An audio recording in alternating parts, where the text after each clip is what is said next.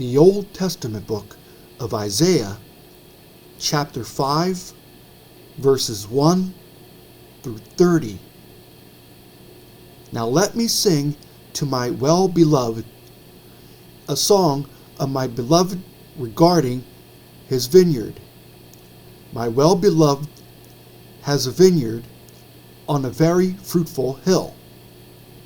He dug it up and cleared out its stones and planted it with the choicest vine. He built a tower in its midst and also made a winepress in it. So he expected it to bring forth good grapes, but it brought forth wild grapes.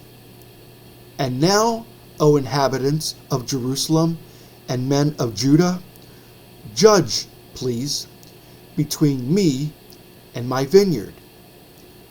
What more could have been done to my vineyard that I have not done in it? Why then, when I expected it to bring forth good grapes, did it bring forth wild grapes? And now, please let me tell you what I will do to my vineyard. I will take away its hedge, and it shall be burned, and break down its wall, and it shall be trampled down. I will lay it waste. It shall not be pruned or dug, but there shall come up briars and thorns. I will also command the clouds that they rain no rain on it. For the vineyard of the Lord of hosts is the house of Israel, and the men of Judah are his pleasant plant. He looked for justice, but behold, oppression, for righteousness, but behold, a cry for help. Woe to those who join house to house. They add field to field, till there is no place where they may dwell alone in the midst of the land. In my hearing, the Lord of hosts said, truly, many houses shall be desolate, great and beautiful ones, without inhabitant. For 10 acres of vineyard shall yield 1 bath, and a homer of seed shall yield 1 ephah. Woe to those who rise early in the morning, that they may follow intoxicating drink, who continue until night, till wine inflames them. The harp and the strings, the tambourine and flute, and wine are in their feasts. But they do not regard the work of the Lord, nor consider the operation of his hands. Therefore, my people have gone into captivity, because they have no knowledge. Their honorable men are famished, and their multitude dried up with thirst. Therefore Sheol has enlarged itself and opened its mouth beyond measure. Their glory and their multitude and their pomp, and he who is jubilant shall descend into it. People shall be brought down, each man shall be humbled, and the eyes of the lofty shall be humbled. But the Lord of hosts shall be exalted in judgment, and God who is holy shall be hallowed in righteousness.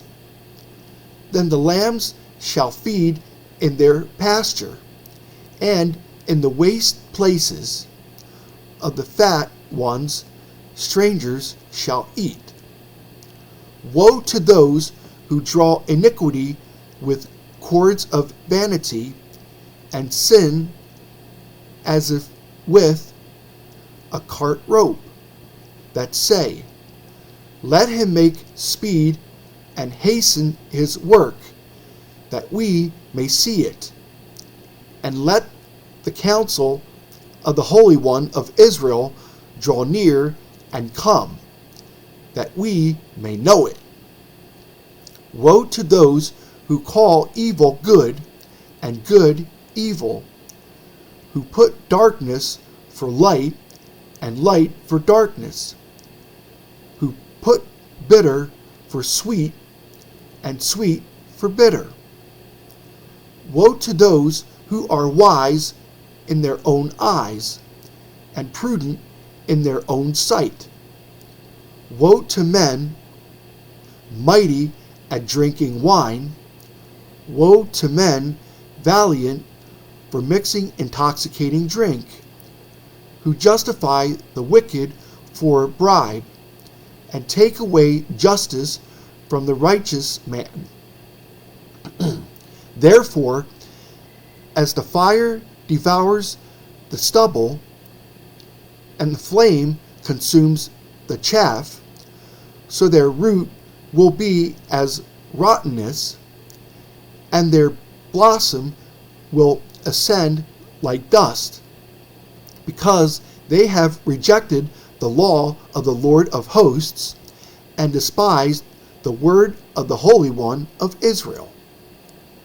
Therefore, the anger of the Lord is aroused against his people.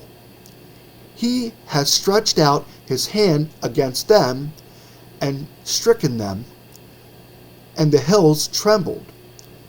Their carcasses were as refuse in the midst of the streets.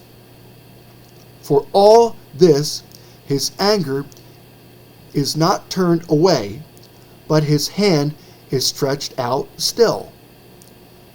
He will lift up a banner to the nations from afar, and will whistle to them from the end of the earth. Surely they shall come with speed swiftly. No one will be weary or stumble among them. No one will slumber or sleep. Nor will the belt on their loins be loosed, nor the strap of their sandals be broken. Whose arrows are sharp, and all their bows bent. Their horses' hooves will seem like flint, and their wheels like a whirlwind. Their roaring will be like a lion. They will roar like young lions. Yes, they will roar and lay hold of the prey. They will carry it away safely, and no one will deliver. In that day they will roar against them like the roaring of the sea.